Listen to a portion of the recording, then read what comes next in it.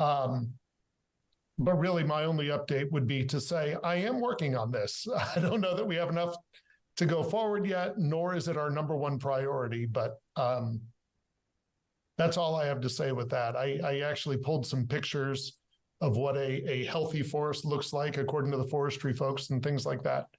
But the main focus clearly is MBTA, both the map and starting to look at the wording of the bylaw. Yep. Sounds good to me. Through the chair, you're live on HCAM TV. Thank you, Bob.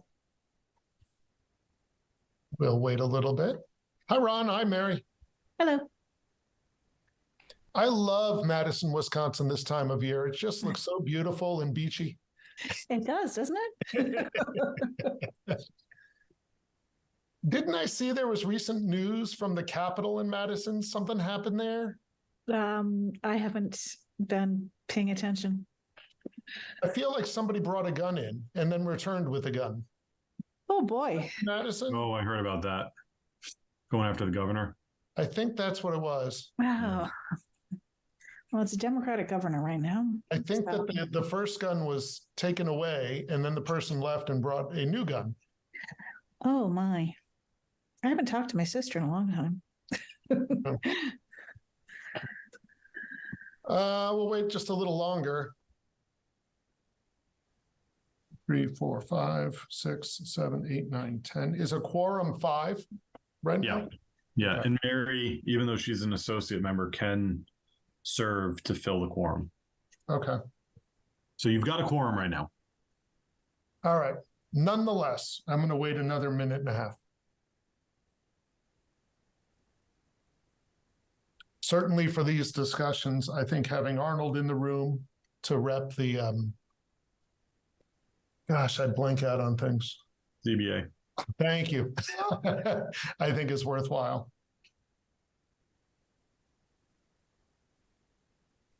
I'm going from school today, so more than ever, we're going to make sure we hold to the 9 p.m. deadline so that the cleaning crew doesn't get mad at me for being here. So, have you heard from anyone else, John, that may or may not be coming? No, I haven't heard from anybody. No? Okay. All right. Well, why don't we roll then, and let's make this happen. I will start with the script. Thank you, John, for sending it along. Pursuant to Chapter 2 of the Acts of 2023, this meeting will be conducted via remote means in accordance with applicable law. This means that members of the public body, as well as members of the public, may access this meeting via virtual means. Participants may access this meeting through the remote meeting link as posted on the meeting agenda and through the town's online calendar. When required by law or allowed by the chair, persons wishing to provide public comment or otherwise participate in the meeting may do so by raising their hand or otherwise signaling their intent to speak. This meeting will be recorded. Please take care to mute your microphone unless you have been recognized by the chair. We will now confirm attendance of members. Please respond with present if you are on this call. Mary Larson Marlowe. Present. Ted Barker Hook. Present. Ron Foisey. Present. Arnold Cohen. Present. Kristen Borzamato. At least not right now. Madhu Chandrasekhar. Present. Rachel Rawson. Sam Sater. Present. Curtis Smithson. Present. And Vic Prati. Present. Fantastic. And staff, John Gelsich. Present. Fantastic. As I've done every time I've led the meeting, I'm going to flip-flop the agenda so that we can do minutes first and get them out of the way. Did everybody get a chance to read the minutes? And if you did, does anybody have any corrections, suggestions, omissions, etc.? They look good to everybody? Fantastic. I would love a motion to accept the minutes and make them official. So moved. And a second? Beautiful. We'll do a roll call vote. Mary Larson Marlowe, Yes. Ron Foisey, Yes. Arnold Cohen, Yes. Madhu, Yes. Sam, Yes. Curtis, Yes. Vic, Yes. and Ted Barker Hook is also a yes. That's unanimous. Check. Done. We'll jump to the top. It's time to talk about leadership of our committee. I am open to nominees for chair of the Zoning Advisory Committee. I'd like to nominate Ted for chair of the zoning advisory committee. Second. I'll accept the nomination. Are there other nominations? Thank you, Ron, for that vote of confidence. That feels good. Is it best to vote on chair, then do vice chair? Should we do both and vote on the pair? Anyone have thoughts? I guess was that directed at me? I just assumed it was. Well, kind of, but I figure if someone else has the thought, they can share too. So usually we vote on them together if there's like a slate, if there's Okay. just one for each. But I guess if we don't know if there's going to be one for the vice or two for if it's going to be contested, you might just want to do the chair and then do the vice separately. Okay, so why don't we do that then? Hearing no other nominations, do I need another motion or do we just vote on the one nomination? So we're voting on whether you would like Ted Barker Hook to chair the Zoning Advisory Committee for another year. Roll call vote. Mary Larson Marlowe, Here, here. Yes. Ron, Yes. Arnold, Yes. Madhu, Yes. Sam, Yes. Curtis, Yes. and Vic. A big yes. Oh, thank you, Vic. I would love to entertain nominations for vice chair of the Zoning Advisory Committee. I nominate Madhu Chandrasekhar. Second. No, I'm so sorry. I know my limits. I don't think I'll be able to dedicate the time required for the position. That's why it's an honor that you even consider me, but I don't think I'll be able to fulfill the role properly. Okay, we'll accept that. Is there another nomination? Can I nominate Curtis? Curtis? Second. Curtis is going to have to decline too. Apparently, And I can't keep you up with all know- the meetings I'm supposed to go to already. So, right, John? What are the tasks of the vice chair? So I think, John, correct me, Mary, you've been here a long, long time too. It's Mhm. pretty nebulous, really. I think the task of the vice chair is to run a meeting if the chair is not here. I think mostly is what it boils down to.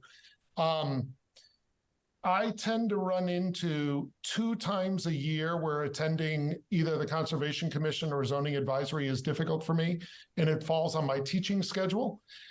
For Zach, happily, one of those is in May, and it doesn't really impact Zach much at all. That's a huge teaching grading crunch for me.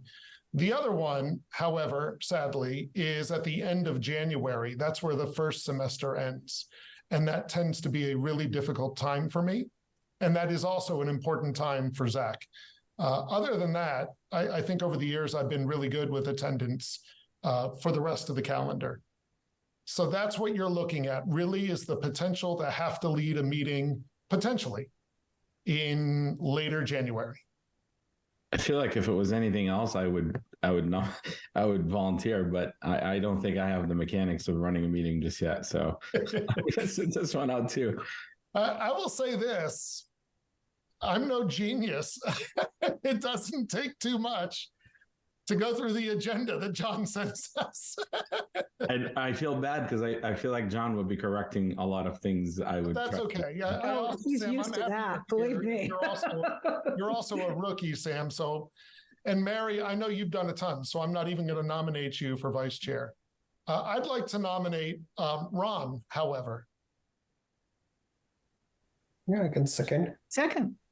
Ron, what do you think? Given the vice chair, I could probably fill in on a couple of meetings. Okay. If it needs come up, it may not. Yeah. So we have a nomination and a second. we get to vote now on that. Ron, are you going to abstain from voting, or do you want to vote for yourself? I'll vote for myself. Okay, so Ron is a yes. By the way, John, I don't think I ever voted for myself. I'm going to abstain on that last vote. So Ron is a yes. Mary Larson Marlowe. Yes. Ted Barker Hook is a yes. Madhu.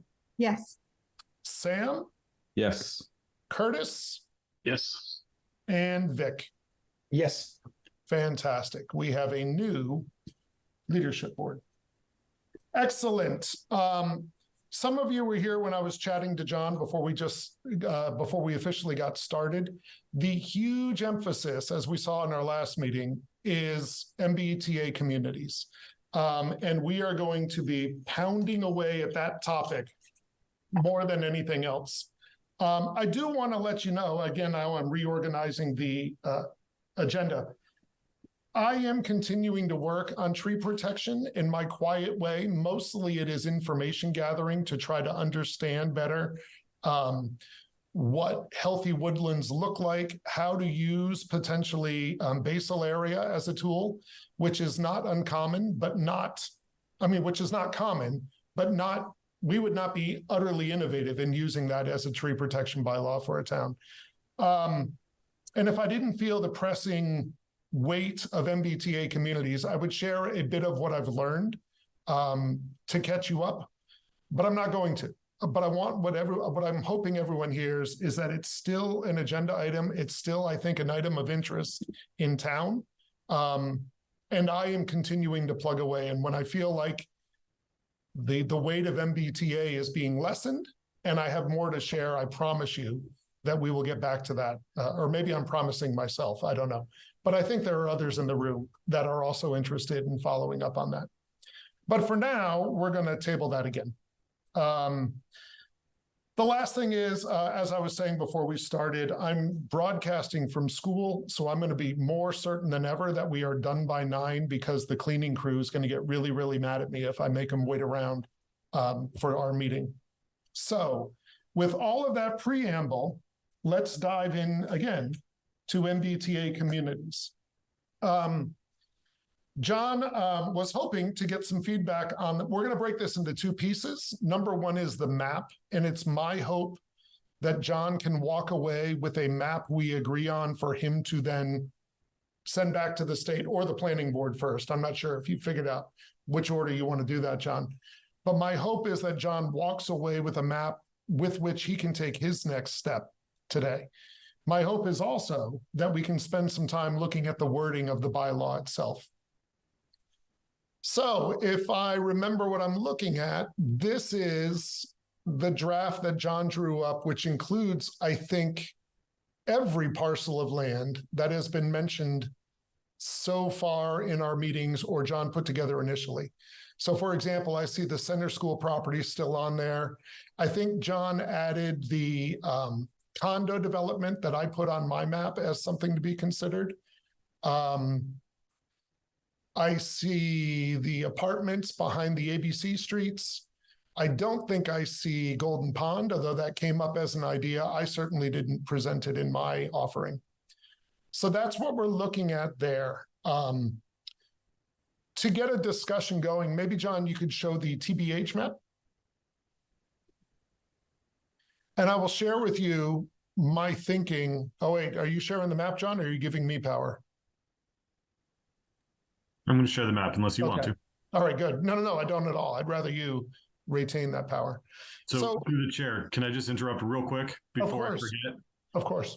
So I received some comments from Finn Perry, who I think just signed on, but he also suggested including the land along Lumber Street. And let me share the map and I'll point it out. I just want to get this out before I forget. For consideration, I didn't include it on the map, but it would basically be this land right here. Okay. Now, we don't have the wetlands or protected land map that you also gave us overlaid, but is that a lot of wetlands in there? I think it is. So there might be wetlands, but this is also the sports club, Oh, okay. Yeah. Sportsman's Club. So it's considered open space, but it's not protected. Okay. All right. Where, John, do you have any idea as principal planner where we are with that club at this point? What do you mean? It seems to have completely stalled again. With the Oh, I'm sorry. I was talking about the tennis club. Sorry. yeah, I have not heard anything. Yeah, I don't know what's going on with that. I need to check up. Okay. Yeah. Yeah, And- no, I got that and- confused with the shooting gallery over there. Okay, so I will offer my map, not because I think it's the best. In fact, when I wrote to John, I said, I never ever want this to be a decision in my lap and only my lap, because this is really hard. But what I was going for in the map and that's the one we're looking at here, I think, is I was trying to find a balance of several things. And we hit on these at the last meeting. Once town meeting understands we don't have much of a choice at all with an MBTA community overlay, then we still have to convince them that the overlay we come up with is acceptable. So there will be a part of town that wants no development of any kind, and the only overlay I think that they will accept are things that are utterly undevelopable. However, we then meet the requirement. That was a worry that Chuck Joseph shared with us last time, that are we moving in a direction where really we don't want development, we just want to get under the bar. I would like some development. I would like to try to diversify our housing stock. I would like to encourage people to take the T. So I'm trying to find a balance of I'm not a developer, what might be developable for real, but also not so developable that the folks at town meeting freak out and vote no. So what I've tried to offer is a balance of those things. I think probably all of us are happy with the Smithson territory up near the top to be included, and I didn't offer any alteration there. Going downtown, I stretched John's initial proposal downtown to the Masonic Lodge, adding a little more space on that side of town. And I don't remember, John, if your original map had the stretch past the post office or if we just discussed it. But in any case, my map on the west side of Cedar Street there, I think that would be great. I know that there's some historic preservation issues, especially between the Masonic Lodge and Hop Drug. But I see a lot of really quaint downtowns that do a great job of mixing commercial and housing. And if we could move in that direction, I think that would be only good for us. I did leave out Center School. I thought John presented some worthwhile considerations for why, while we may want to develop Center School, and even with some housing, we don't want it to be quite as free as MBTA would allow. And that made sense to me. Moving west of town, I think Elmwood would be a great place to have some housing. And I don't know if the school board has talked about what to do with that, if the school board has a say. So I took John's suggestion. It occurred to me that the condo development near Elmwood, which you see dead center of the screen, I don't know if any developer would take that and buy it and change it or not. That might be like adding, is it Windsor? The old Muse is called Windsor now? I can never remember. Chuck pointed out that putting that on there satisfies acreage, but no developer's ever going to buy it and knock it down and rebuild. And maybe the condo unit I added is of that nature as well. So I popped that on there. I struggled most with South Street because I think I'm of a mind that John shared, which is we only have so much industrial space. And when it goes away, it's never coming back as industrial. It will stay housing. Or if we adjusted as there was a town meeting discussion in the past, if we opened industrial to things like car washes or storage, they would never become the kind of tax generating commercial business that the road is intended for. So that was a big argument to not allow dense housing there. But I also love the idea of mixed use development. And I would love it if we had some apartments mixed in with some businesses, maybe a health club. I think that's a great direction to go. So what I did down there is I left the east side of South Street off my overlay. And I only used one of the two parcels on the west side, thinking, let's offer this as a test case. and see what happens. If no development happens there, maybe that means that's just not a place for housing to happen. If that is developed in a way that we really like, that is mixed use with commercial development, then maybe we pick it up again and say, okay, we'll open the other lot next to it because we like how it developed. That was my thinking in opening one lot on South Street. And I think that's all of the spots I indicated. Is that true, John? Yeah, I think so. So that was my reasoning. I'll say again, I don't want to be the person making this decision for this board, and certainly not for the town. But that was my reasoning in putting together the map I had. I don't know, John, if you recalculated the acreage. I got about 150 acres. That excludes what would be knocked out for wetlands and other stuff. But I got about 150 acres plus whatever little bit is added between the Masonic Lodge and wherever John left off, plus the condos over there by Elmwood. I don't know what those acreages are. So that's where I landed in trying to tackle the map. I am hoping plenty of people will have plenty of thoughts on my map or their own map to push us along. Mary, I saw your hand pop up. Yeah. I wanted to start with just my thoughts from the last meeting.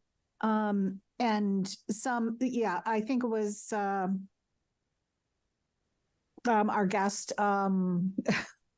Chuck. Now you're sounding like me, Mary. It's my job to not be able to come up with names, titles and stuff. Yes. But also some other people, I think, were suggesting that, don't you want any development at all? One thing that, I've realized, and I think you just need to reframe, your whole mindset on this, is that zoning is a really long-term kind of proposal. The MBTA communities obviously is trying to deal with the needs of housing currently, but there's no way to instantly create housing, So we have to reframe this as long-term future. Some things, some developments could happen on the sooner side, but they're not highly likely in our town to happen super fast because the available land is not conducive to a lot of these things. One issue is that, one, we don't have a lot of developable land that's totally undeveloped right now. We all know that. And I also think that these are just thoughts to put together in a obviously more organized way, but in terms of presenting this to the public and to town meeting and to the planning board when we get there and so on. But there is not a lot of developable land. The MBTA communities law from the state does not specify you have to designate completely undeveloped land that is instantly available for development. That's not what it says. It says designate land that is appropriate, that the town considers appropriate for more high density housing, and specifically related to mass transit, obviously. So that is what we need to think of. Is any developer going to tear down the apartment buildings that were built 10 years ago and put up new ones? Not right now, they aren't. 30 years from now, they might be. And that's where, when you, Ted, mentioned the condo complex on Elm Street, that is considerably older. And that, from my perspective, those are starting to age. Some of the condos or apartments in the downtown area off of ABC Street. I can't remember the name of that one, but those are aging as well. There is going to be a time in the future when those will need to be torn down. And at that point in the future, it makes a lot of sense that we already have zoning set up to do it efficiently and appropriately for growth in housing and in high density housing. So that is the way I think we need to reframe it with people in general, is that, you know, we are looking at potential use in the future, not tomorrow. Mm. None of these, I think the only one is possibly the one off South Street might be developable immediately. All of the other ones are potential for the future. And we are thinking long-term about responsible, appropriate growth in the town. I agree with you wholeheartedly, and I like the way you framed for some of the apartments at Windsor. I think that's a great way to. I don't know if you're trying to rebut Chuck, but I think it's a good response. And I think you're right about the condos by Elmwood. I think that maybe they are more redevelopable with their aging. I also think that's a great reason to not immediately jump and put a whole lot of South Street, reclassify it as being developable for housing just because they're empty now. I think we're in I'm a teacher, not a business guy, but we're in a transitionary period. It seems like 2 years ago, we were saying no one's ever going to go back to buildings. Everyone's going to do business on Zoom. Well, my understanding is all sorts of businesses are now saying to their workers, you need to come back to work. It's time to come back to work, which means we're not done with buildings for business. Mm-hmm. And I think you're right. Zoning and planning ought to be a very long-term scope, and not a knee-jerk reaction scope. And even looking at a 2-year span in the zoning world is a knee-jerk reaction. Mm-hmm. So I think it's worth keeping that in mind. Other thoughts? Anybody, please. Sam has his hand up. Oh, okay. And Ron too. I can't see all the hands, so if you can just chirp up, I am completely happy with that and getting rid of some formality. Sounds good. Thank you. First, I want to say I wholeheartedly agree with Mary. As Chuck said, no developer would want to develop these or tear them down and develop them. But that's only a temporary thing. Eventually, someone will tear them down and develop them. They have to. And so I love the way you reframed it, Mary, and I agree wholeheartedly. I was curious what the acreage is for that, and whether, John, is it a contender, or can you think of a reason why it won't work? Through the chair, sorry. Of course. So I totaled up all of the parcels on this map, and we are at 202.4. That includes all of the wetlands and undevelopable areas. So we would be below that, but probably not significantly. No, I'm sorry. I meant the parcel we're talking about now, which is the condos off of Elm Street. I was curious how many acres those are. Approximately 32.3 acres. Oh, okay. Oh, that was shaded. Okay, never mind. My bad. I thought Ted said he skipped it. No, this is the TBH map we're looking at now. So it's got the shading because that does have the shading. Okay, thanks.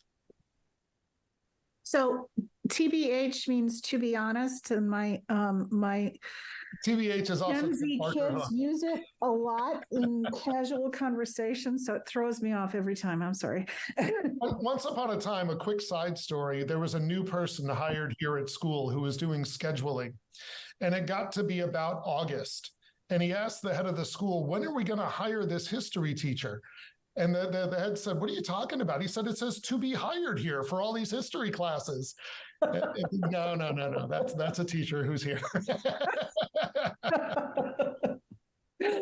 Other thoughts on this map? Ted, I'd like to just share a couple of thoughts from the chamber's perspective. Please do. It goes back to June of 23 when Permanent Building Committee did a presentation of their ongoing needs assessment, asked the chamber to take a look at that.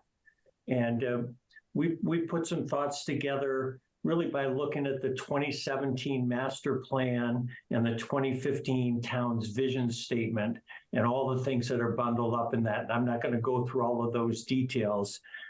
We do have a full document that we're going to be presenting back to Dan McIntyre's committee soon. And, you know, there's a lot of details in this, but a big part of it, and it goes in partly with your map here, is that we think it's critically important that the center school property really be preserved for very creative live, work, play development, as well as having the ability to assign an over 55 community thing to any residential thing, so that we can, you know, consider the development of that will create a huge new anchor and bring population density and a lot of business diversity to downtown to kind of offset.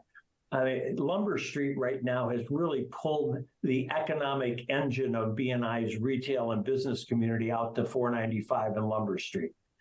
And it's really important that we take really this once in a lifetime opportunity to take this property right on the town common and make that a jewel and a centerpiece of that. And for that to really work effectively with all the rezoning that's going to have to be done there to do something that not only will, I mean, right now Center School is an albatross to the town. It's costing us money every year for that to be there. And to get rid of that and turn it into a revenue generating engine will help offset some of the big capital expenditures like Elmwood School. John Graziano just presented to us that, you know, they're currently looking at $158 million price tag for town meeting on that. So that's going to create tremendous pressure. And the chamber believes that if we stick to the master plan and look at the vision of downtown density, we've got to keep Center School off of the MBTA community plan. So I support that entirely. And, you know, so that's the chamber perspective. Back on the overall map, the question that I have, Ted, is how many acres are we going to be putting forward for consideration? Are we going to go with, you know, a 75 acre thing or a 200 acre? What's the plan? If you're asking me, I don't have an answer. And I think the hope is that this group comes up with the first answer that then John takes forward and goes to the planning board. Frankly, I was surprised that my map ended up over 200 because what I could count was about 150. I didn't realize I added that much. And 200 feels big to me now that I hear it. I am certainly open to knocking properties off my map. I just wanted to share with you why I put what I put. So yeah, I never intended for mine to be the map. I intended it to be one of 8 maps for us to consider. So Through the chair. how about Curtis first? I know we were looking at 15. I think it was Mary that had talked at the last meeting about possibly reducing the density to like 7.5 units per acre and having a bigger area. And I would be probably more in favor of that than trying to put 15 units per acre out here. I don't think it would fit as well in Hopkinton as it might in other places. So I think I would be more inclined to have more acreage with a lower density requirement or lower density threshold. That's just kind of my 2 cents worth. I agree. Madhu, can I just take a moment to hit that point? Sure, yes, go ahead. So my initial reaction is I agree with you, but then I see the pictures of what the higher density can look like, and it's not offensive to me in the least. And I think some of the areas, if you put high density right next to my house on Grove Street, and I'm saying it not because it's not in my backyard, but just that neighborhood, it would look bizarre. I don't know that I think those pictures in the neighborhoods I indicated would look bizarre. And another way to look at it is if we have higher density, it's fewer lots that get developed with that. I don't know about affordability of higher density versus lower density in multi-dwelling units. But my guess would be the higher density produces more affordable / attainable housing. So I don't mean to say I fully disagree with you, but I don't jump on board and say, yeah, that makes sense, because I think there might be some to the higher density as well. Madhu?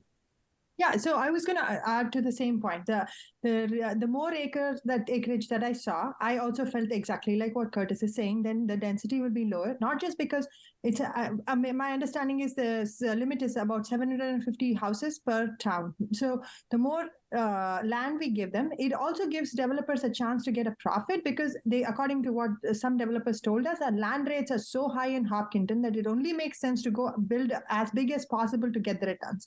So if there is no space, they have no choice but to go with high density, which also could lead to, if one area has such a high density of housing, it adds to the traffic, it adds to, instead of scattering it around the town, it makes, they have no choice but to use that tiny space to build all of that.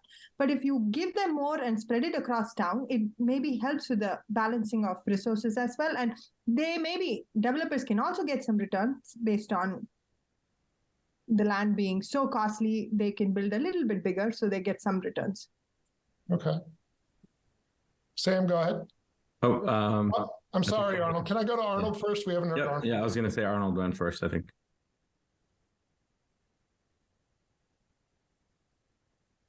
Arnold? I think you're muted, maybe? There we go. Yeah, so does that new bylaw that they have to have an affordable unit for every 5 houses a developer puts up, does that apply to this? John? Yes, they would have to have 10% starting at 5, not 1 for every 5. Starting at 5 units, 10% of the units would have to be affordable. So if they build 5 units, do they have to have an affordable unit? Yes. So, I mean, my own thinking is that that's going to discourage development in general in the town, and probably here too. So that's just my sense. I mean, I could be wrong about that, but that's I think that'll affect how much of all this gets built. Vic? Does Sam wants to go first? I know that he raised a hand first, so. Yeah, but I don't think we've heard from you yet, so. No, sure. Thanks, Ted. Yeah, but so here I'm hearing a lot of very good inputs out this. But what I was trying to think here is that you have 750 houses to be built, and again 10% of affordable houses to be there. That is like 750 plus 75 houses. John, is that how the calculation comes? So it's not necessarily 750 plus 75. Mm-hmm. It could be 75 of the 750. Okay, so that's one thing. Okay, and second is that I thought MBTA community were trying to do that. They have an easy access to the commuter rail or this one. But if we spread across the town, that means again the people who are coming in necessarily means to have a way to reach to the nearest subway or the commuter rail by road. So again, that's something which we need to take into consideration when spreading across the town. That's something needs, again, the reason why I'm taking across, as Madhu clearly pointed out, it adds to the traffic, the resources of the town. We don't have the infrastructure right now to support this. That's something which we have to look around when we spread it across the town. That's one. Two, when we are trying to build these houses, I was more trying to focus on why. Sorry, I lost my thought process. I'll hold it back. When it comes back, I'll let you know on this. But yeah, that's one thing which I had at. So I was just trying to see that, if we can take a relook at it, how we are zoning it across, it'll be easier than having a density of houses. And the Oh, sorry. No, I got that. Second, John, my understanding from the last meeting, correct me if I'm wrong, is that you have to allocate the space, not necessarily that it has to be built, but you have to show the space. Am I right? So the land has to be zoned and available to be built.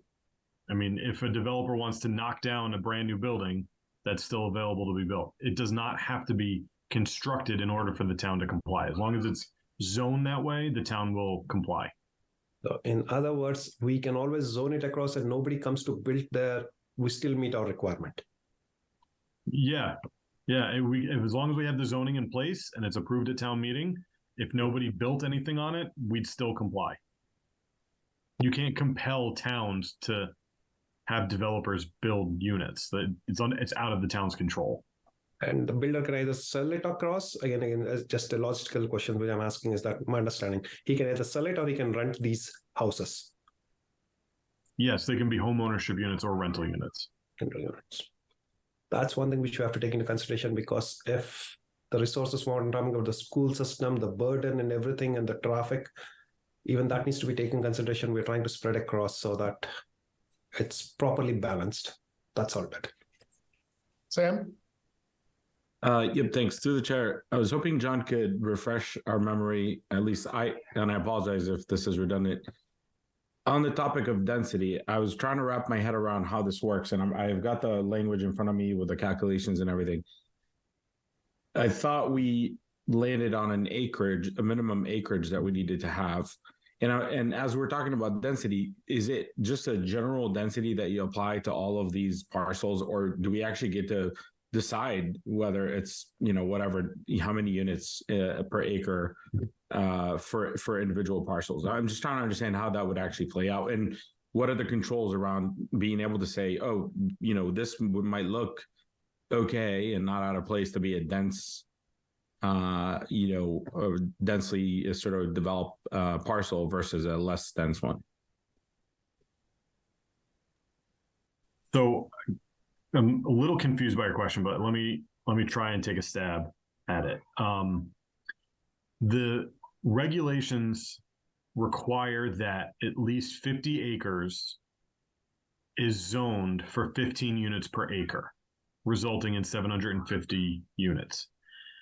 I believe, and I have to confirm it because now I've got some self-doubt going on, that you can make more land zone that way and reduce the density as long as you're still zoning for 750 units. To my understanding, the goal of the state is not to create high density developments. It's just to create more housing. So the unit count is the main driver. Right. But I will confirm that.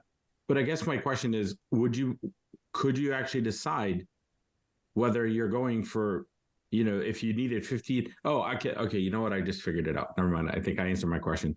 We could essentially say this parcel is 15 and this parcel is 7.5, as long as they all add up to the minimum that we're looking for. Okay. I believe you can have districts with different densities. Okay. And you could even have a district with 100 units per acre, right? Yeah. Okay. I understand. Yeah. I think I was wondering if we have that control ultimately to be able to say where the more dense or less dense development may end up being in town. Yes, you just need to do the math. And so the background for all that is Hopkinson's in a weird place, right? We've got a train station adjacent to us, but we don't have a train station within our boundaries. So we don't have that half-mile radius entirely within our boundary. The towns that do are required to have that density within that radius. So they can't spread it around their town. They have to find the land within that radius. We have a little bit more flexibility. So in those situations where they have a half-mile radius, they could do 50 acres at a higher density because they're going to have higher density requirements. Or they could do more acreage at a lower density as long as they can meet their requirements. And we can do that as well, just around town. They have to do it within their radius. There's a touch that was certainly new to me there, John. So I just want to reconfirm. You said that we can actually say plot A is allowed to have this density, but plot B has a different density allowance. We can build differences within the overlay. It's my understanding that you can have sub-districts. So you could have MBTA sub-district A, which could be downtown. You want dense housing downtown, right? So you allow for 20 units per acre. But then if you have a more residential area, you can do 7.5 units, as long as the calculation adds up to 750 units. And again, that's my understanding. I will confirm that because now I'm doubting myself, but I'm pretty sure that's how it works. You're welcome. I knew No, it's I was good. doubting myself reading it too. So It makes me clarify everything. So it works out. I'm going to go ahead and I apologize if I mispronounce Rustem. Hello. My name is Rustem 35 Harvard Street. I have a question regarding. Sorry, could you just give the address again a little slower? 35 Harvard Street, Hopkinton. Your last name, please. Rustem Rafikov. The question is that 70. That I'm confused. Confused here. Just you saying like the plan is to have 750 affordable units or total units to be built on those land that's zoned to be affordable. Let's say, and how it connects to the 5% of requirements of the affordable units. Let's say if somebody buys the land where all the 50 acres of the land and to build 750 units, all of them should be affordable or 5% of them should be affordable. So I'll try, John. No, 750 units do not have to be affordable. We need to allow 750 units in our new overlay. However, if any development exceeds 5 units of building, 1/10 of the units need to be affordable, not 1/5. Okay. With some rounding involved, but that's where we got that percentage. Did I get that, John? Yeah, kind of like out of 750, we will get approximately 75 units affordable on those land only. I think that although it's unrealistic, there's actually a scenario where we get 750 and 0 affordable if we have only 4 unit developments all over 10. Then there would be 0 developable because no one developed more than 5 units. But that's unrealistic. In all likelihood, there'd be 750, and of those, 75 would be affordable. And that satisfies the requirement, of the state, right? So just we have like 50 acres, we build 750 units and 75 affordable, and that satisfies the requirement. As long as they're 50 developable acres, yeah. Okay, thank you. Thank you. Mary? Okay. So obviously what John is going to check out in terms of the assumptions about the requirements and the calculation of the numbers, that's going to be key. The sub-districts, I just had a tiny panic attack because that changes our workload immensely. I agree with you. I wanted to revisit perhaps because, again, thinking long term, why did we decide not to include any of Legacy Farms in this overlay district? I don't know that we had a reason. I can't remember. I know we discussed it at one point, but it might have fit because we weren't necessarily thinking as long-term as you're encouraging us to, wisely encouraging us to. Well, it might be simply because it seems so transparently undevelopable. We just want to meet the requirement and have this problem go away. Oh, okay. I also remember it was because it was already built on a special permit, and anything that was already built special was not supposed to be included. Maybe that's true. Is that right, John? So it's kind of like 2 conversations happening at the same time. Legacy Farms does not comply because it was built with a special permit. Oh, okay. Why it wasn't included in this is because it's relatively new. There was other land that we wanted to include. It wasn't something we really wanted to delve into at this point, and we thought we could achieve what we need to achieve outside of Legacy Farms. There's no reason why it can't be included, just it wasn't.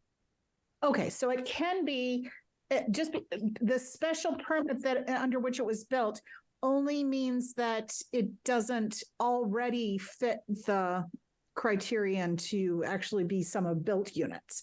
But in terms of being a part of an overlay for the future, when units age out or they decide to, they want to develop any parts of that differently, that is a potential, but obviously would be pretty far in the future.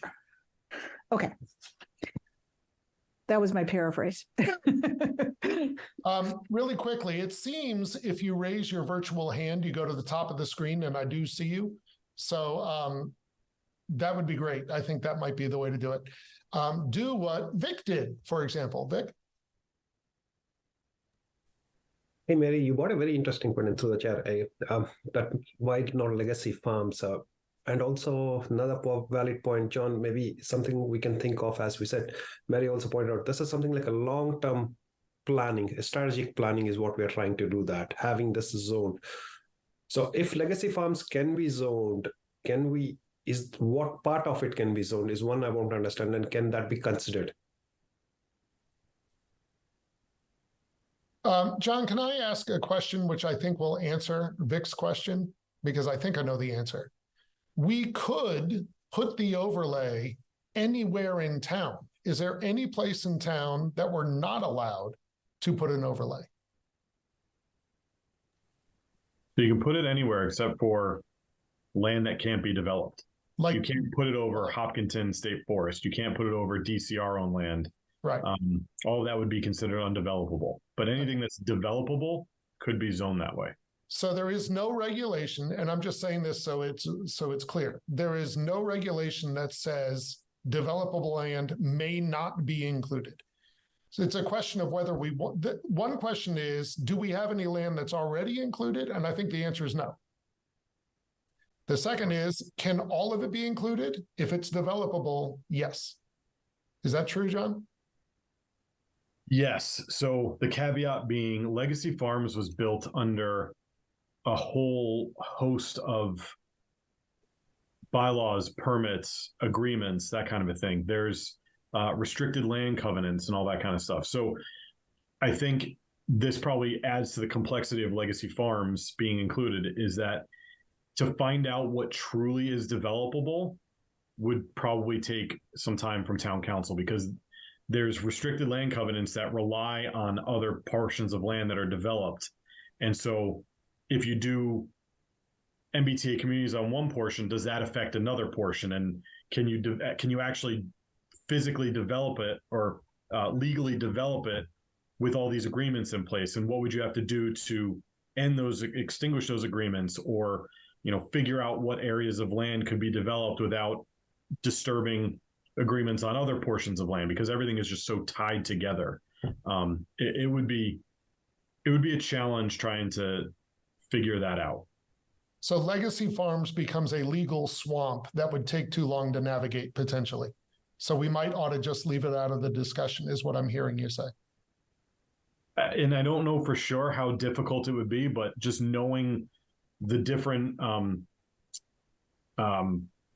host community agreements that are in place, the iterations of the special permits with, pages of conditions, they're all very complex and intertwined. And so I haven't looked at them with that eye, so I don't know what it would take to actually identify the developable land that would be acceptable by the state. But I would imagine it might be a little bit more complex than we would originally think. Okay. But otherwise, committee, all of the land that is not state forest or a lake, we could put on the map. We have no land that has already met the requirements of the MBTA Community Act. So there's very little red on that map. We could color all sorts of it red if we wanted to. We have a lot of flexibility. Rustem, is that a second hand, or did you not put down your first? This is the first, I think. Okay, go ahead then. Yeah, I have actually another question. Let's say, okay, this is for the future. I mean, whatever we need to build, we have that zone properly. But finally, all the land has owner, right? So how does it work? I mean, just like if it comes to the somebody who would like to build there, I mean, on the place or whatever, it needs to be bought out somehow, right? So just does developer do that, or how it works? Yes, I think if we designated land and put it into our overlay and it got approved, if a developer wanted to put in the high density housing that this encourages and whatever density we say we allow, if we actually have some flexibility, the developer would buy the land. If the land has a building on it, the developer would knock down the building if they don't like it and put up a new one. If the land has trees and we don't have a tree protection bylaw and there's no wetlands, they'll chop down all the trees and put in what they need. Obviously, there's other planning regs and stuff they have to meet. But yes, it would be on the developer to buy the land and build the housing and make whatever money the developer makes from that. So in this case, some of those lands may be not prospective to buy. I mean, at some degree, let's say any of the condos there, it may be so expensive to buy it, so there is little chance that it would be sold somehow. That's true. At least now. Yeah. It might not 40 years from now, it may be a different story, but yes. I would say as a committee, a zoning committee, and on the conservation committee, we remind ourselves of this. It's not our job to help developers make money. Mm-hmm. It's our job to advise the planning board on zoning issues for what we think is best for the town. If that includes encouraging development, great. But it's not our job to create situations so that more profits are generatable. Our job is to think about the zoning laws and planning for the future of our town. At least that's how I see it. Do you have more, Rustem? Oh, sorry. No, thank you. Okay. I'm just going in order. Sam? Yeah, just a question about a specific parcel. I didn't have a lot of good ideas that weren't already proposed. So sorry, John, I didn't send a whole bunch of things to your way. But I was wondering about this parcel right here. Whoops, that's a really big arrow. Wow, look what you know how to do. Sorry. How do you do that? This one right here. Oh my God. Hang on. Sorry. You moved the screen. Right here. It does not appear to have wetland in it. It's right off of Cedar Street. It's close to the MBTA. I could not have possibly come up with this on my own. So my guess is there's a reason why this is not a good option. And it's about 31 acres. Out of curiosity, what is directly to the south? Would your question apply to that one as well? It looks like it's actually owned by Hopkinton Area Land Trust. Oh, okay. Just directly south of it. So it looks like whatever development there probably, and then they got rid of that chunk and into land trust. Well, I have my answer to your question. This is a complex parcel. It was originally part of the Trevor Lane development, broken off to be partially open space. The owner has tried to figure out a way to develop it multiple times. The issue is it doesn't have any frontage.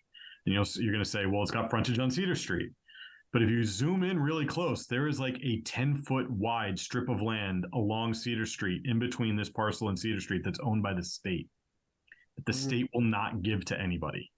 So technically, this parcel does not have frontage and would have to get frontage off of Trevor Lane. You weren't kidding. I just zoomed in all the way and saw it. Yeah. So the owner has petitioned the state multiple times. The state will not give it over. So it's really, unless it gets frontage onto another road, it's essentially open space. And it was supposed to mostly be open space, but it's not. Okay. Well, like I said, you could not have found something that you would have missed. So, Ron? Thank you. I would like to encourage us to remove the parcels on Lumber Street and South Street, both of whom are more industrial or commercial in nature. And I'd like to preserve as much of that as possible. Additionally, just as an overall thing, I would like our proposal to be as concise and dialed in as possible, to be as close to the 50 acres as possible, because we've got plenty of zoning already in place to develop things the way that we want them to. This overlay district is something that's coming at us from the state. We have to do it, but I'd like to do it in the most minimum way possible. Ron, can I ask a follow-up question? And this is not meant to be leading or attacking. If we limit it to 50 developable, again, keep in mind that it's not just the acreage of the lots, but if we limit it to 50, that would mean that you are in favor of denser housing, but it also means there is likely to be less development, because in those 50 are probably going to be, at least currently, undevelopable lots. Does that also capture your goals? Well, I think that the 50 acres developable, again, that's 750 potential acres over the next X number of years. Units, not acres. Units, yeah. And so that's a lot of development, as we've seen from Legacy Farms. It changes the character, but if it's spread out over a longer period of time. But I would rather, as I think, Ted, you pointed out, when we looked at the pictures of similar types of, quote, high-density housing, that to me, it's not tract housing, it's not low-income housing, it's very attractive housing, and it could fit very nicely in here. But I think I'd like to let our existing zoning footprint prevail for most of the town and just have as close to the 50 acres as possible for this MBTA Communities Act. Could I offer one edit to your comment, and then you can tell me if I've misread? You said it's not low-income housing. I think we have a classic picture of what low-income housing looks like, probably from our cities in the 60s. I think low-income housing can be very, very attractive. But I think what you kind of meant is that classic 1960s urban housing project look. And I agree with you. It didn't look like that at all. Correct. So there is a vote for cutting way, way back on the TBH map. Those who are kind of leaning towards less dense housing would, maybe not all the 200 that ended up on my map. And the other thing that I think is worth kind of honing in on is that big South Street discussion. And Ron says Lumber Street as well. I will point out, Ron, that the only Lumber Street we have now is already housing. Are you arguing for not adding any more lumber? Or are you saying we should remove even the housing on Lumber Street from our overlay? I was referring more to Finn Perry's thing about putting the tennis club on the Lumber Street. And I just as soon not do that. But putting the Windsor Street apartments on there, you know, that would be fine. Okay. Mary? I think that I could support what Ron is saying in terms of, I mean, I don't know how much of this would add up, how much it would add up to, essentially. But if the two parcels closest to the Southborough T station, commuter rail station, the downtown area, and then to keep the Lumber Street apartment complex on there, just taking South Street off. I think, I think during the discussions, things are going to get added, subtracted, and so on. But, and the condos on Elm Street, I don't know how much that would add up to. It might be more than 50, but it seems like paring it down a little bit would be a reasonable idea. Keeping in mind that we are not, what you and Ted, what you and Ron were kind of talking back and forth about, it's not eliminating future development by taking it out of this overlay. It's simply putting it within our existing zoning bylaws. Sure. And that is the key. It's like, yeah, it may be reasonable to limit the amount that we are going to put under this, not a term to be used outside this meeting, free for all, no zoning. And rather keep most of the land within our existing zoning bylaws. And I just have one other point that's not related to that specifically.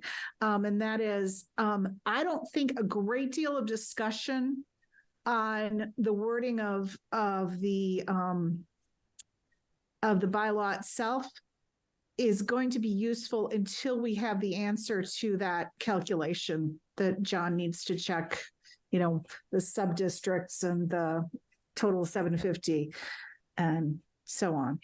I think you might be right. I think we can have some overarching discussion about it, but you're probably right about the details of the written bylaw. Who's up there? Vic?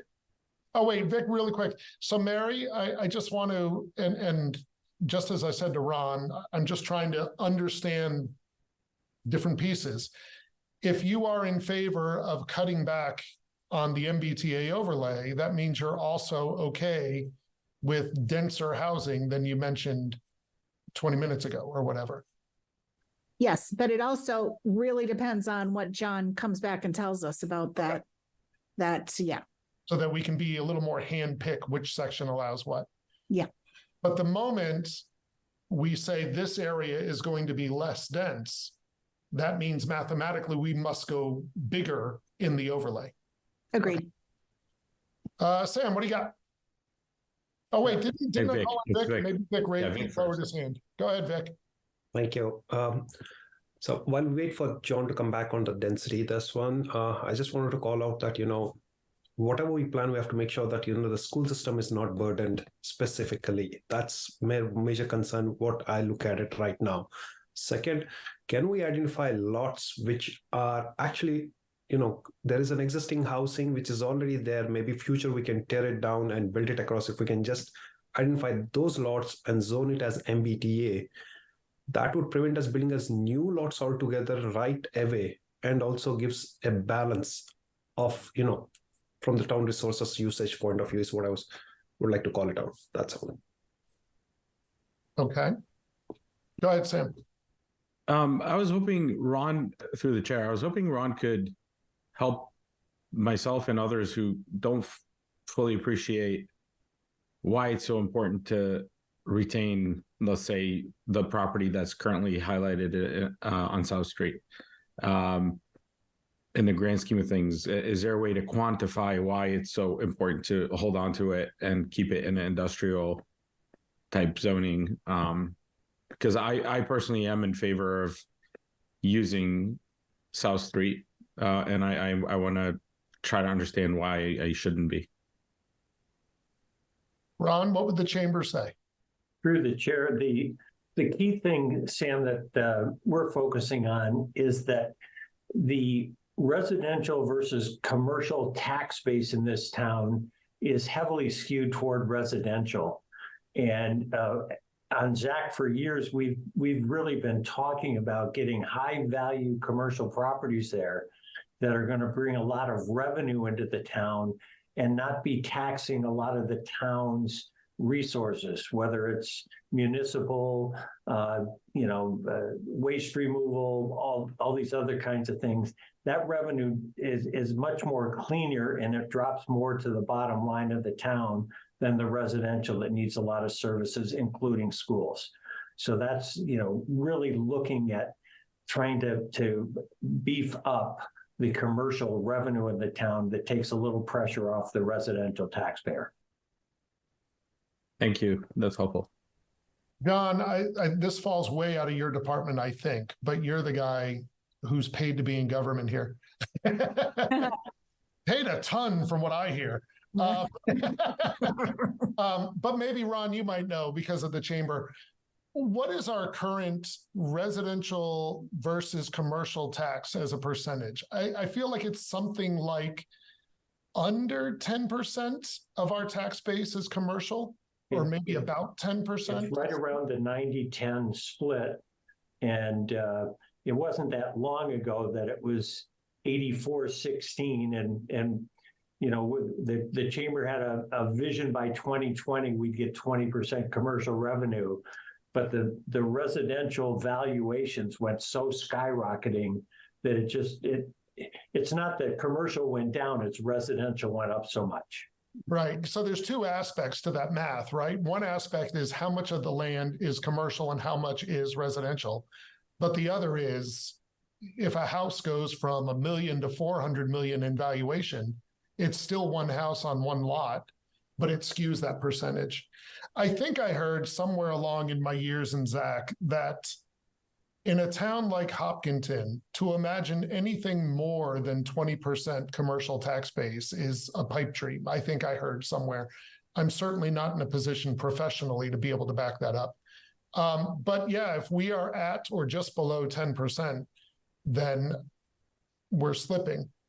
So I think to restate Ron's answer, if we're already slipping, even if it is largely because the homes are increasing in value, to move land from commercial to residential only deepens that particular problem, I think. And then on the other side, it's where our money flows, right? I think first with schools, every residential is going to bring students, and we're already hearing about how much the schools are costing us. I don't know who's spoken more, but Mary, you're at the top of my screen, so why don't you go ahead? Yeah, I've spoken a lot. No, I didn't mean that in any negative No, way. that's okay. And I just wanted to point out, in regards to the South Street property or any South Street properties, although that is the most appropriate for a, well, perhaps other than downtown, for a mixed use type of development, that doesn't mean that the MBTA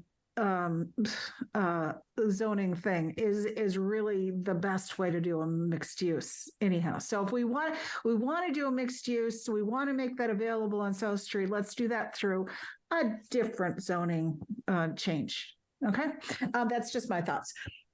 And I would say, I think I concur. I know I put it on my map and I already explained it was because I liked the idea of that development, but I wasn't ready to put as much of South Street as some other maps. I am very easily pushed off of that. That was a kind of compromise position I took on that map. But if the feeling of Zach, and I guess we'll find out today or next meeting, is to remove it, I am easily in that camp as well. Through the chair. Yeah. Oh yeah, John, go ahead. So I just two things, and I'll address Mary's comment first. This occurred to me when we were talking about South Street before.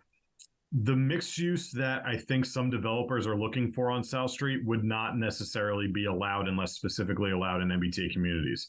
The mixed use that MBTA communities focus on is like ground floor retail, 2 stories of residential above. If you're trying to do like live, work, play, that may not, unless we specifically detail that in the bylaw, that may not be an allowable use under MBTA communities.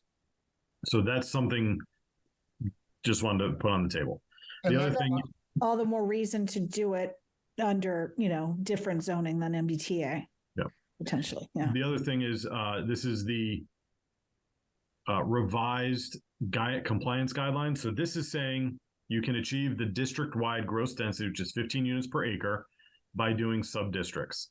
The concern is that the EOHLC will review the sub-districts to ensure that density allowed as of right is reasonable.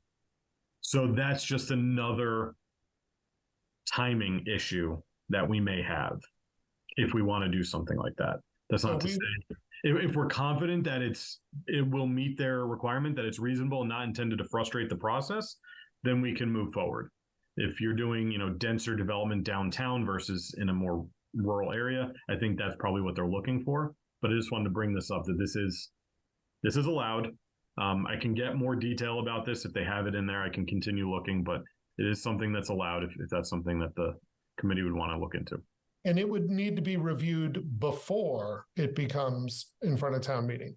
We can't pass something and then submit it for. So you could, but then if it gets reviewed and it doesn't pass, then you're non-compliant. Okay. So yeah, you could pass anything you want, Right. have it reviewed Like after. we and could ignore fine, the whole fine. thing if we want, but it just isn't a realistic. You're not going to be able to ignore it for long because somebody. Sam? Thanks. I'm going to try to make this my last comment, hopefully, and not take up so much time. But so going back to that parcel I asked about, it would seem to me actually that we could designate it.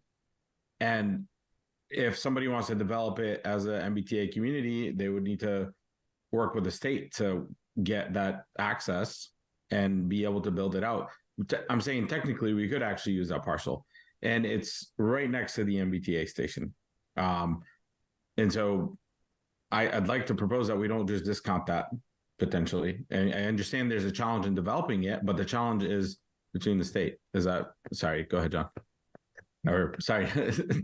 That's my job. I think You John voted wants for to me. comment. Sorry. I was trying to pause. So I would disagree. I would think the state would look at that and say that is an undevelopable piece of land, because you either need to get agreement from a state that has no obligation to sell you that frontage in order to develop, or you have to get approval from the Zoning Board of Appeals to not access your lot through your frontage and not have frontage. So you'd have to get discretionary approval, or you'd have to get a sale from a state entity that does not have any obligation to sell it. And the state would probably look at that and say, that's too high of a bar for a developer to cross, and that would be an undevelopable piece of land. Okay. I'll stop trying then. I had a logistics question. The areas that we're showing don't include deductions for wetland areas, I'm assuming. How have we determined how we can figure out what that is? Can we use the GIS wetland areas to, so if we go 50 acres on the dot, then wind up with more wetlands than we think we have, then we're non-compliant again. Because then that fancy property up there in the north, there's a lot of wetlands there. There's very little that's outside the buffer, I can tell you from experience. I suspect that part of the answer, and then John, if you want to zoom in on that fancy area, I think part of the answer is we can guesstimate with the overlay John's providing now. Right? I don't think, maybe I'm wrong, John, that you have the acreage of the wetland in that fancy property up there, but we can guesstimate a little bit. And then we probably want to leave ourselves some room to make sure, if our goal is only 50 acres, to make sure we're still going to be within 50 acres. Maybe, John, you have tools to measure that wetland area, but I don't know. But I can tell you that's not all the wetland area. I think that's state identified. I can't remember what the wetland areas that are shown on the GIS map. I think they're state designated areas. But so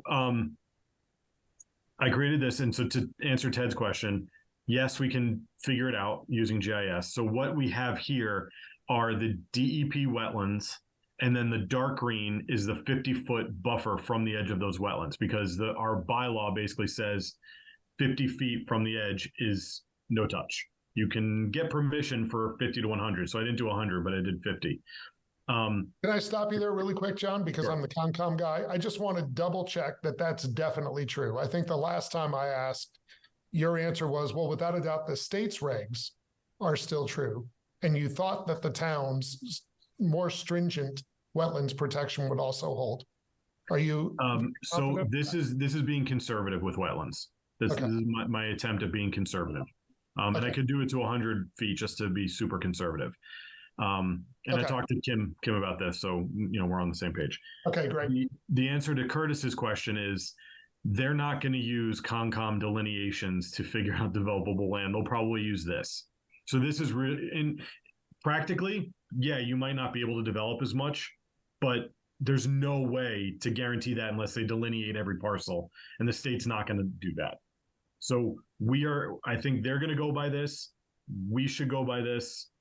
And if we provide this and they say, oh no, got a lot more wetlands on site, then we can go back and figure that out. But I just don't see how they would be able to do that. Yeah, I wouldn't think they would go to the extent of going back through records to look at wetland delineations for when areas were developed to get that close a number on the wetlands. So we should be able to use this, take the 16.9, pull out the area that's within the buffer and the wetland zone and come up with a number that says this is developable area. Make sure we didn't wind up coming up short because we had more wetlands than we thought we did, but looks like you've looked at that already.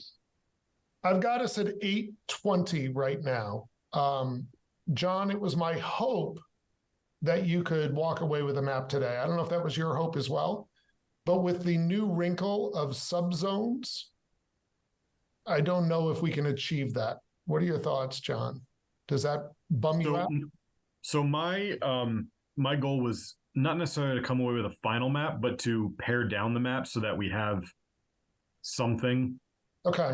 And potentially, if we want to say, nothing on South Street, nothing on Lumber Street, nothing on in Elmwood Park, not Center School, I could potentially take that map and see what I need to do to submit it to the state to get a analysis of the developable land so that we can figure out what we're actually working with in terms of acreage to inform any sub-district discussions. Okay. But I guess the other question is, in reality, I think we've got like two options for higher density, right? You're going to have potentially higher density downtown and higher density near the train station. So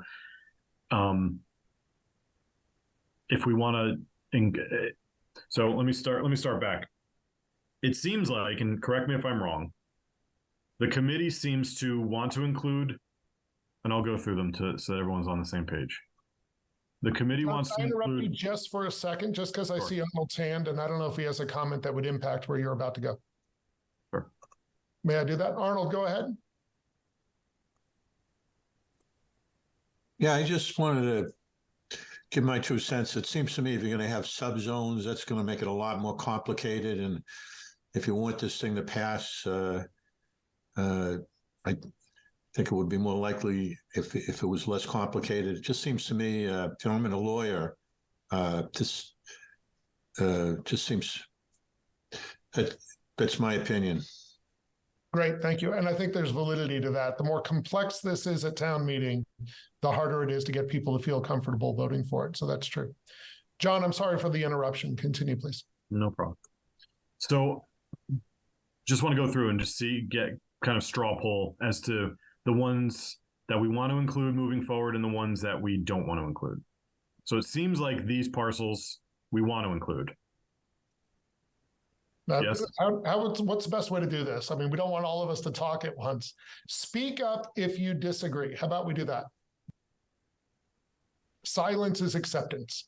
Okay. And then downtown, seems like we're taking out Center School, keeping the expanded downtown area, and keeping Walcott Valley Drive.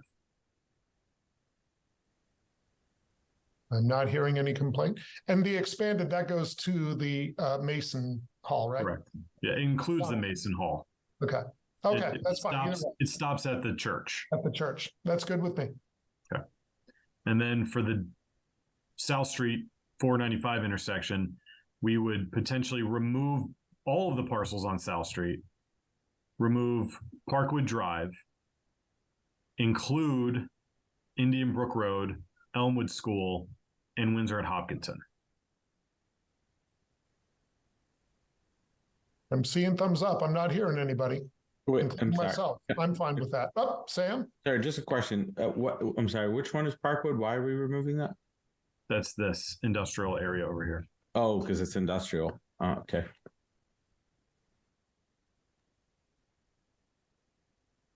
I think we're good with that.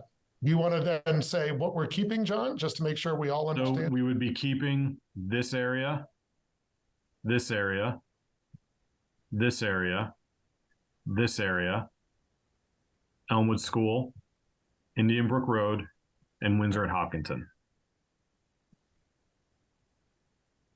I see two So- hands. Are they both fresh? Arnold, is that a fresh hand or is that a stale one?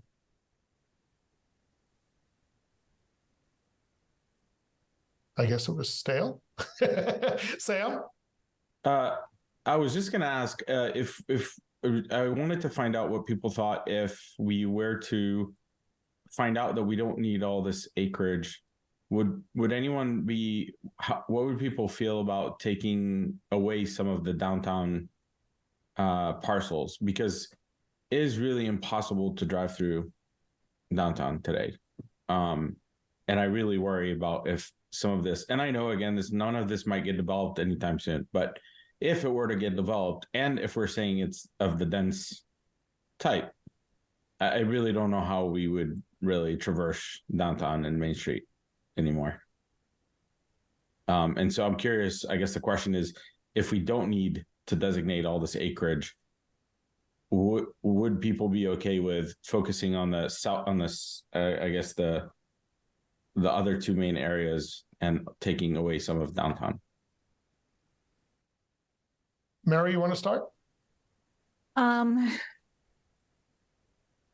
The way I feel about downtown, I know, I understand your concerns about more traffic, but the only way we're going to revitalize downtown on a commercial basis is by having some residents who can walk to businesses there. In addition to the people who have to drive to them. I think it is going to be key. And, just to play devil's advocate with myself, it does not have to be as part of the MBTA district. We can do it differently, but we do need to pay attention to downtown and having dense housing there, and finding the right way to do dense housing there. So that's my non-answer. So those are my thoughts. I'll offer my thoughts, and they echo some of yours, Mary. I do think that that's part of revitalizing downtown's businesses. And I think it goes to some of the chamber's concerns, why we should not put Center School on the list, but to encourage more mixed-use development. The other thing I would add is, or two things, I guess. We do have, and hopefully in a minute we'll start looking at the written bylaw.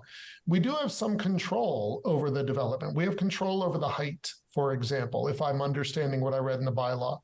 So there's only so much space in the downtown. And if we say it may be no more than 3 stories, we're talking about, I don't know, just a handful of apartments down there. And I don't think the downtown traffic is necessarily because of people who live in the center of town.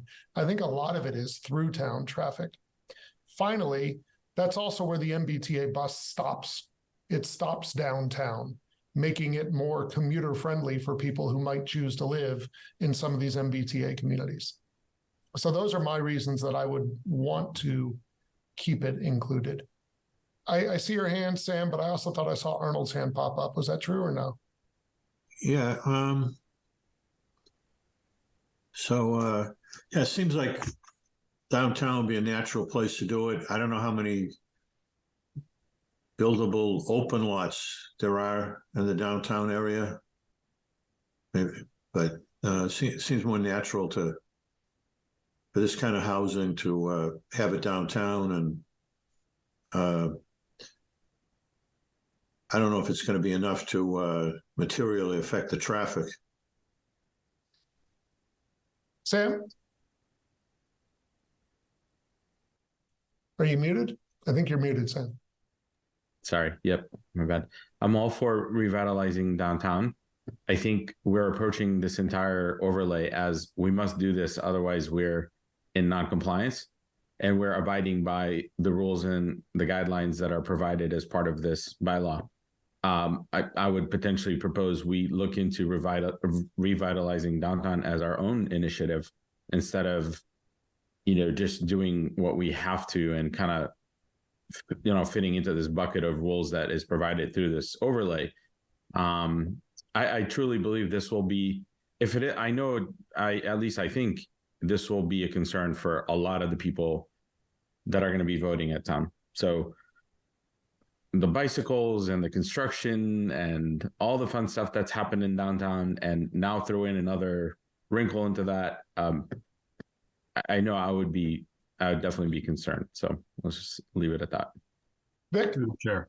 Oh, yeah, go ahead, Through John. the chair. Vic, not to interrupt, if your comment is about this topic, I can wait. I just wanted to address this topic before we moved on. Just one simple clarification, John.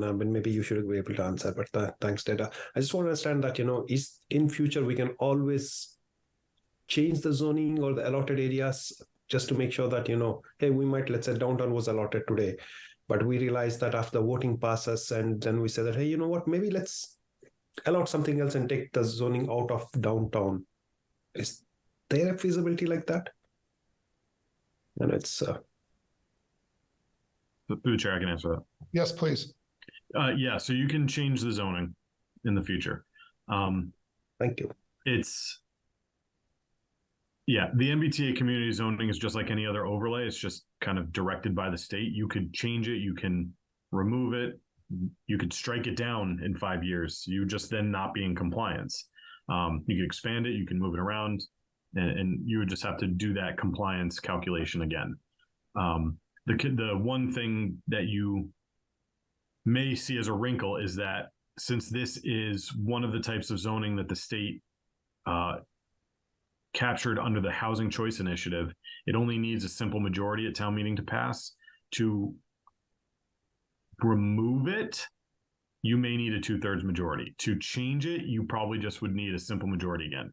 It would be an interesting experiment to see what you would need, because the whole point of this reducing it to a simple majority is to encourage housing development. So if you have it in place and then remove it, you may not be able to remove it with a simple majority, but you may be able to change it with a simple majority. But you can change it. That's for sure. Yes. Yeah, I'm just only looking for the change, not removing it, because keeping it compliant and change. Yeah, that answers. Thanks, John. John, I think I'm getting better at this because that would have been my answer. Probably less stated less clearly, but that would have been my answer. Go ahead, John. You were going to. So I understand the concern with downtown and thinking that this MBTA Communities District is going to kind of open a can of worms. What people don't realize, because we've had this conversation with developers in the past, is that what's allowed downtown is a lot more flexible than MBTA communities. So our downtown business district does not have a max on density. It just has a max on height, first floor retail, that kind of thing. So in a lot of situations, not all of them, but in a lot of situations, the developer would probably want to go get a special permit in front of the Board of Appeals to do a higher density development than to just develop under MBTA communities. So I know it seems scary. I just don't see MBTA communities being as big of a concern downtown than what's the underlying zoning. I think MBTA communities changes other areas in town more than the underlying zoning, but downtown I would say probably is affected the least, in my opinion, just because of the permissiveness of the underlying zoning. However, to take Sam's side for a second, having to explain that at town meeting could be difficult. Ultimately, we need to sell the map as well. Yes. Are there other thoughts? Sam, would you be comfortable for now keeping the downtown on the map that John gets some input on? Yes. You would be. That's fine. And Sam, you were, I think, leaning in favor of more South Street development, and you were quiet at that point. Yeah, I think Ron gave a good answer. I'll buy Ron's answer. Okay. But yeah, I mean, again, I think it all goes back to me trying not to add more traffic and pass through. And the reason why I think I'd love for it to be as close to the MBTA community, the actual MBTA, which is why I keep going back to the north of the map. And then I was thinking everything else is technically not walkable to the MBTA. In other words, you have to drive a vehicle to get to the MBTA parking lot, or really just to get to the Pike or 495, which is why I was trying to stay towards South Street as much as possible. Yeah. But I also understand how much our taxes are, our residential taxes, and how much we pay. And the school and everything else is a significant concern for us too. So for that reason, I think what Ron answered makes me more comfortable with removing that South Street lot parcel. Okay. One of the things that surprised me when John first brought MBTA to us, maybe a year and a half ago, is I thought the primary focus was to get people to ride the T more, to reduce traffic, to reduce pollution, and all of that. It turns out that's not true. The primary focus is build more housing for a state that needs more housing. And secondary goals can be met, including put them near the T. One thing, I think I misspoke. The bus is not an MBTA bus. It's a Metro West transit bus. But one thing that would make me happy is if we could get that bus to run up to the South Street station to encourage more of that type of commuting. Then people don't even have to pay parking. Of course, they'd probably have to find kiss and ride parking downtown. I'm just thinking out loud now, but it would be nice if we had more use of the Metro West bus in town. But that's probably a discussion for another board and another time. John, do you feel like you've got a map that you can work with now?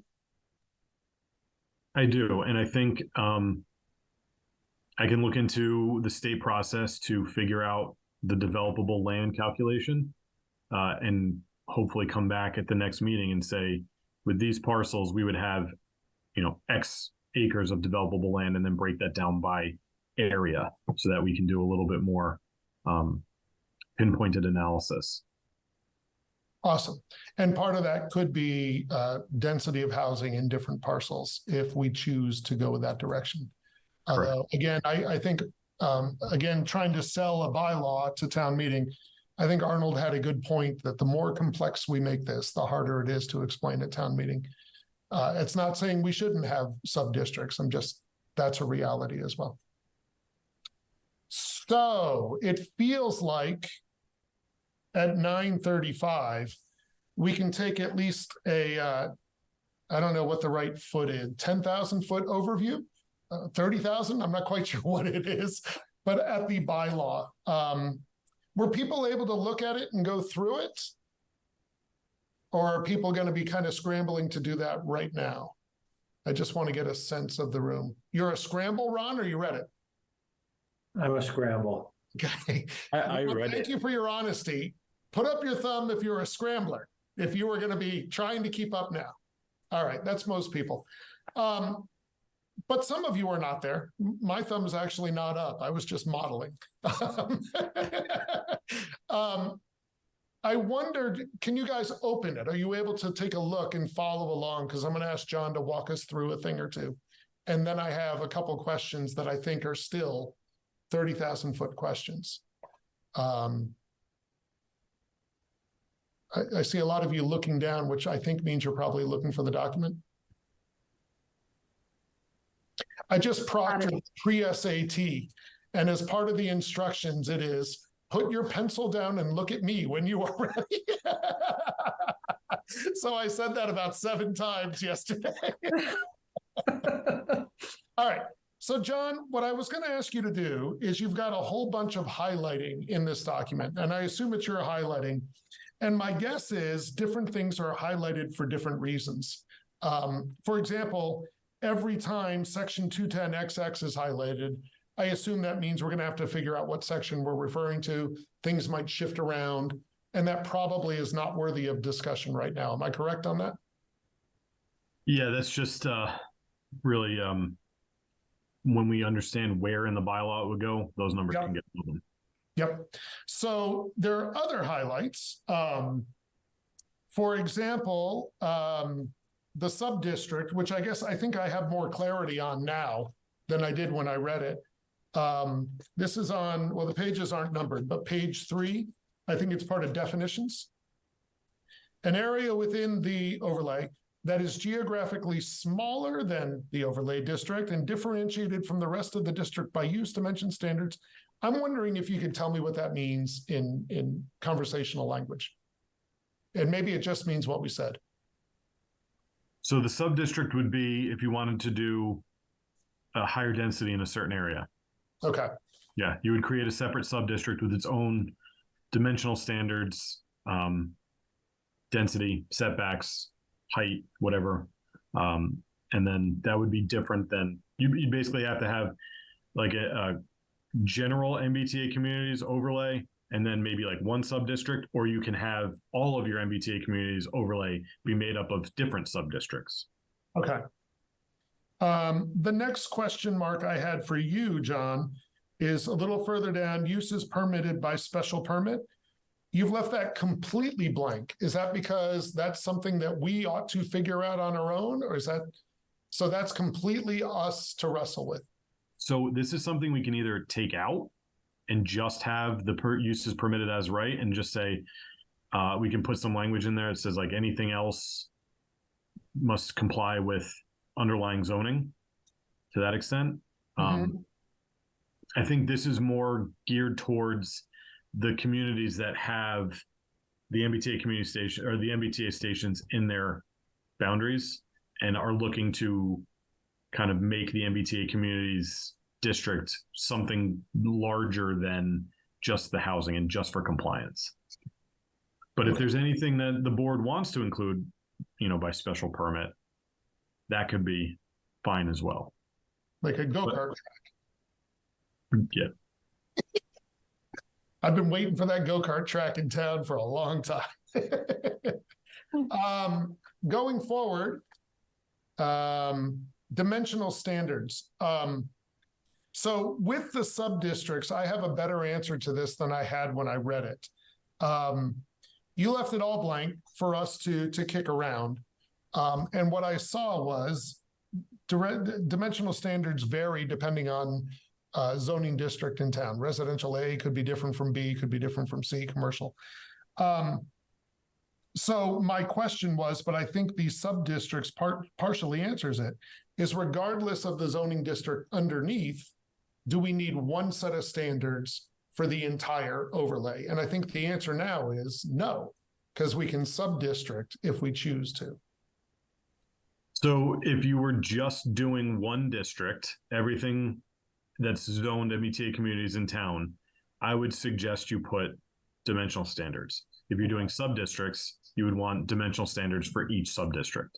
So that for the committee then opens up all right, if we have a downtown area, the standards would be exactly the same as, say, Elmwood School, if we kept that on the map, which is a very different district. And that becomes a difficult puzzle to sort out, I think, as far as height requirements and setbacks and all sorts of things. Yep. That becomes a messy puzzle, I think. Am I right, John? Mm-hmm.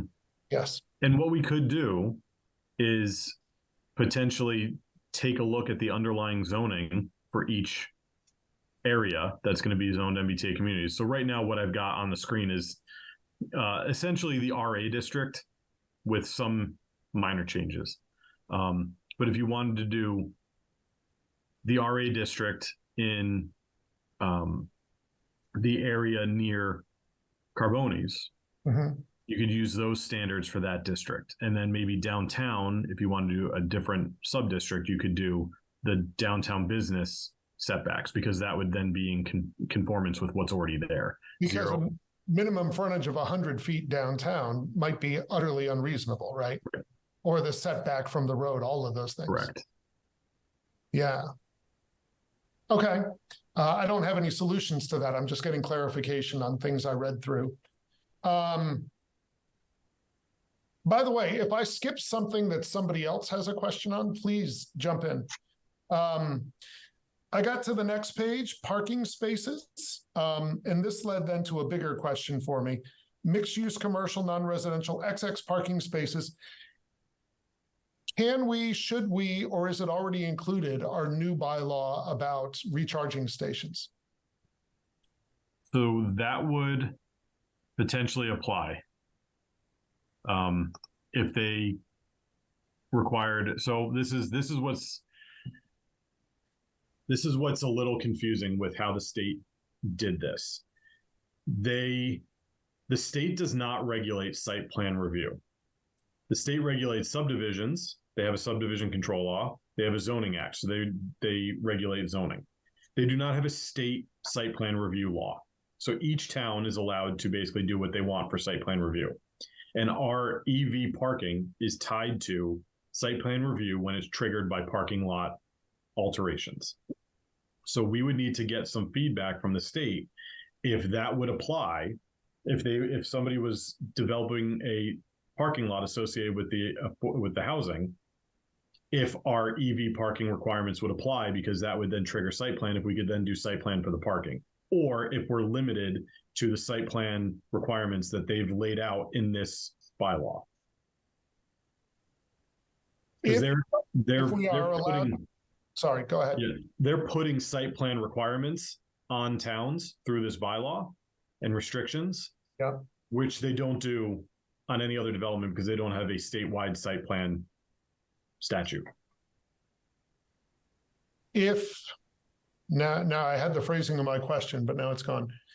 If we are allowed to use our standards with EV recharging or anything else, would that then have to be within this bylaw, or would that already be understood as these standards also exist? Yeah, we're gonna have to get clarification on that. Okay. Because if the underlying zoning applies still, then we wouldn't have to put it in here. And we can certainly add language saying, you know, any development providing parking over 5 spaces triggers our section blah, blah, blah of the zoning bylaw, which we do for the affordable housing in here. Then I think that would satisfy our needs, because it would basically just point back to the bylaw.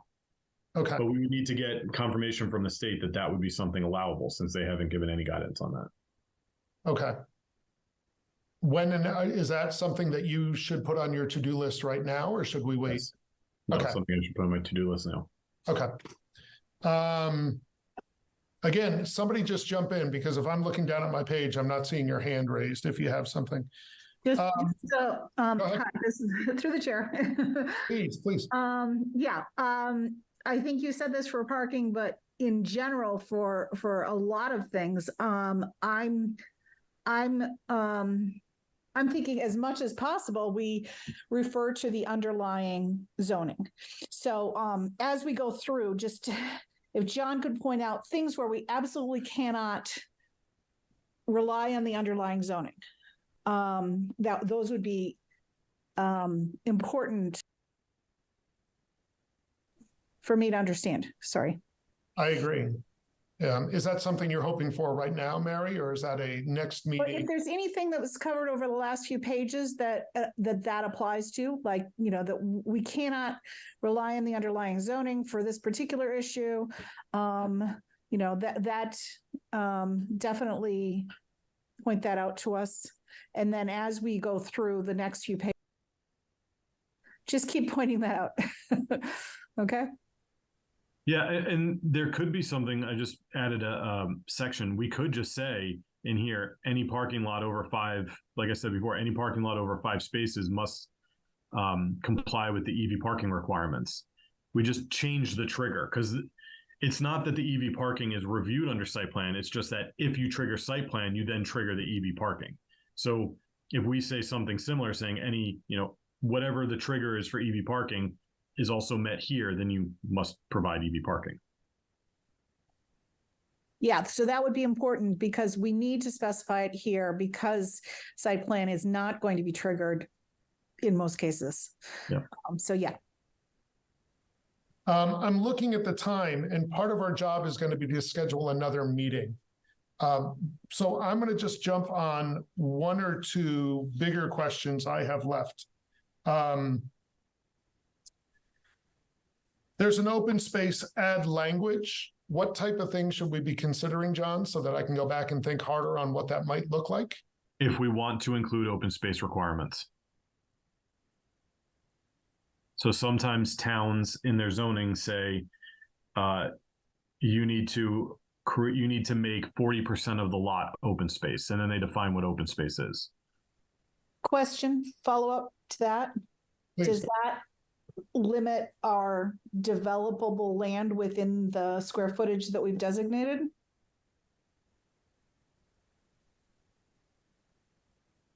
That was my follow-up too.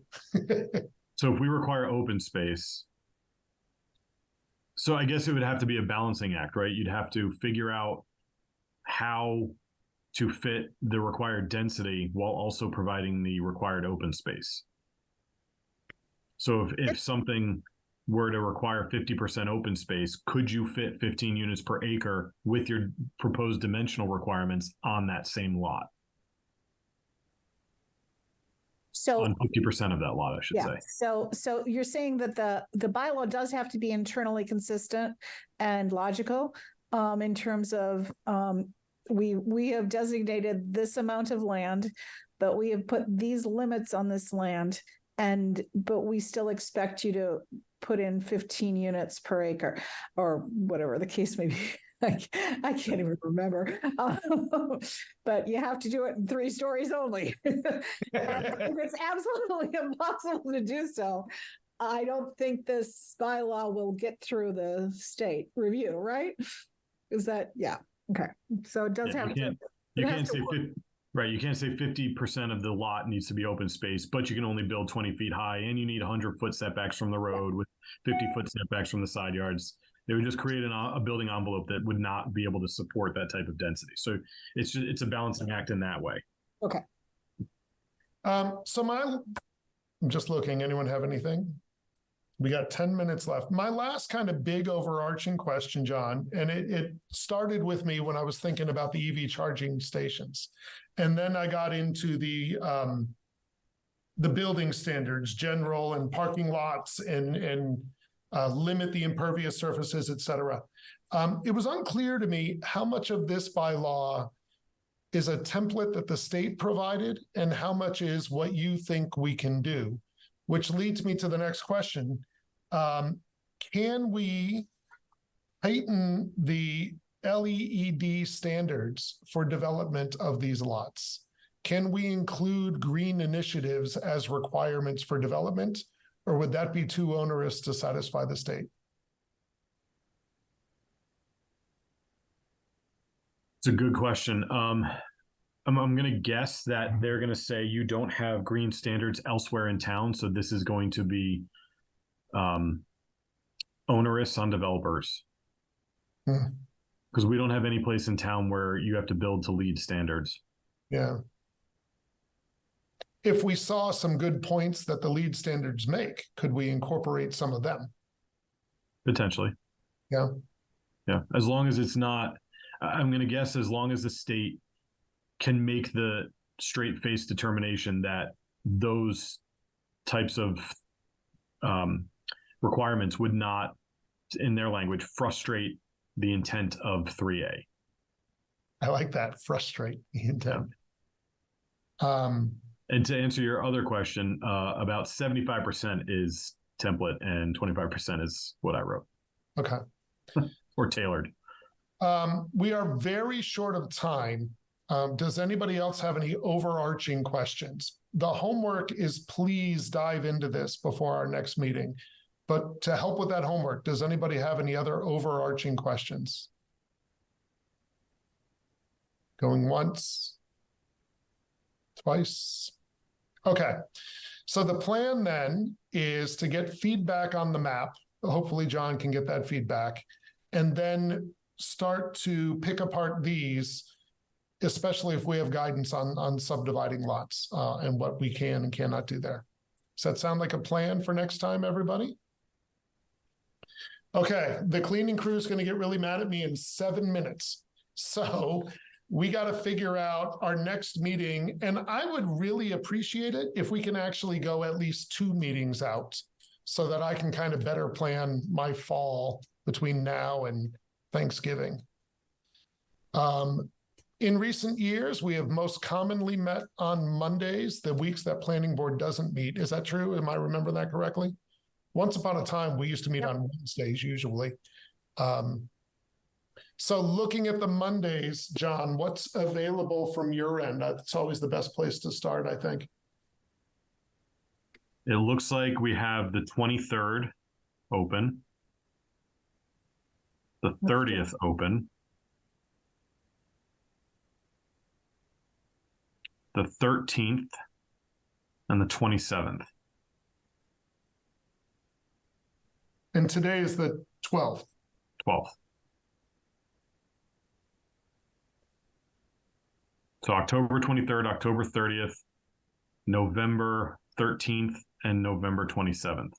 I'm going to really quickly try to open the Barker Hook family calendar. Does anybody else have thoughts on those days? Days that should be eliminated? I can do any of them. Any or no. According to the Barker Hook calendar, I can do all of those too. I'm clear. I'm on the road the 27th of November, so. That's the But- Monday after Thanksgiving anyway. I don't know. But I can't delve deep into this anyway, so. They all work for me as well. Okay, so I'm going to propose for certain the 23rd. Everybody good with that? Yep. That gives us a week and a half. I unfortunately cannot make it on 23rd. I hope the quorum is still there for the meeting. It sounds like we'll have a quorum. I don't see anyone else saying the 23rd doesn't work. What was the first day in November, John? The 13th? 13th. So I would not be opposed to going back-to-back weeks so that we can help move this along. Because if we don't do the 30th, then we're taking 1, 2, 3 weeks off before we talk again. Can you guys stomach back-to-back, Zach? It's fine with me. I think Yeah. for this, it makes sense. So, John, I'm going to propose 23rd, 30th, and 13th for our next 3 meetings. I don't see anyone raising a big fuss. I will be in Arkansas on the 13th, but hopefully internet will hold up enough I can join. Top notch. All right, so we're going to go ahead and book those 3 dates. 23rd, 30th, November 13th, 7 o'clock on Zoom. We all still good on Zoom? Oh, Ron, you got something? Just a question on, John, when do you think you might hear back on the map, and how do we get the density and those types of things? I really cannot say when the state would get back to me. I don't know what their turnaround time is. I'm hoping it would be fast, but I honestly don't know. But Ted, I think that's a reasonable schedule for us to keep on track and get this thing done. Okay, good. All right, so that's what we're going to roll with. Keep looking at my watch. I keep looking at the door over there. No, you need to back up and Damn, you got something? Yeah, sorry, I'll keep it super quick. Just a comment we don't need to discuss, but I think the bylaw allows us the mechanism to use a sub-district and to control the density. I completely understand that we don't want to make it overly complicated, but I would love it if when John updates the map, if at the very least we can consider maybe two metrics, maybe 7.5 on the outside, 15 in downtown, just to see it as an option. Because I did some quick math and I think it'll be plenty of housing units, as I was kind of doing some, if we try to do that. So I think it'd be I was worth going to say, as long as the acreage allows that, I'm open to exploring that. Sure. Thank you. Right. Can you repeat that again? I'm not quite understanding what you want me to do. Yeah, I was just saying, I understand that we want to try to keep it as a simple density metric and not use sub-districts, but if the bylaw allows us to explore this type of control, I would love it if we could consider, let's say, 7.5 units on the outside, so the north and the south sort of parts of the map, and Main Street. I know everybody wants it to be more the denser, so 15 units. And so I'm saying, once you update the map, I would be interested in seeing what having at least the 2 sub-districts might look like, and if we can meet and be compliant. So downtown and Walcott Valley being 15 units per acre and all the other sites being 7.5 units per acre. Yes, thank you. I would love a motion to adjourn. So moved. And a second. Second. Roll call vote. Mary, Yes. Ted, yes. Ron, Yes. Arnold, Yes. Madhu, Yes. Sam, Yes. Curtis, Yes. Nick. Yes. Guys, thank you very much. I think we were productive today. This feels like a good meeting we had. I will see everybody in a week and a half. You've Thank got you. 3 minutes back your stuff. Night. Message, thank you very much for all you do. Thank you all.